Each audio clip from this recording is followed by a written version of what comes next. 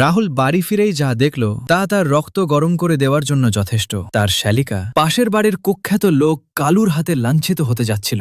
এক সেকেন্ডও দেরি না করে রাহুল ঝাঁপিয়ে পড়ল। কালু ছুরি নিয়ে আক্রমণ করতেই রাহুল এক লাথিতে তাকে মাটিতে ফেলে দিল। কিন্তু লড়াই এখানেই শেষ নয়। চালাক কালু হঠাৎ উঠে রাহুলের গলা চেপে ধরল। শ্বাস বন্ধ হয়ে আসছে। ঠিক তখনই শ্যালিকা সাহস করে ছুরি তুলে দড়ি কেটে মুক্ত হল আর সরাসরি কালুর দিকে ঝাঁপিয়ে পড়ে তাকে আঘাত করল। এবার কালু পুরোপুরি হার মানল।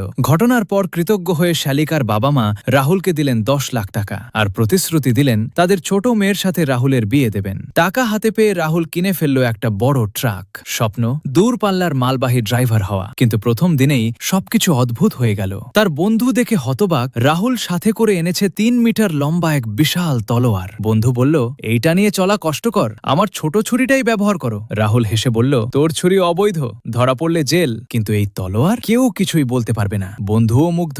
এরপর তারা 3 জন ট্রাক নিয়ে বেরিয়ে পড়ল হাইওয়েতে। লোড এক ট্রাক দামি পশম, মূল্য লাখ লাখ টাকা। কিন্তু হঠাৎ ট্রাকের টায়ার পাঞ্চার। ড্রাইভার নেমে চেক করতে গেল আর ঠিক তখনই পিছন থেকে এক ডাকাত এসে ছুরি গলায় ধরল। মুহূর্তেই চারদিক ঘিরে ফেলল পুরো একটা ডাকাত দল। ড্রাইভার ভয়ে কাঁপতে কাঁপতে সব টাকা বের করে দিল। কিন্তু রাহুলের বন্ধু আর সহ্য করতে পারল না। সে রেগে গিয়ে চিৎকার করল। আর ঠিক তখনই রাহুল ধীরে ধীরে তার বিশাল তলোয়ারটা হাতে তুলে নিল। এবার কি হবে? ডাকাতরা টিকতে পারবে?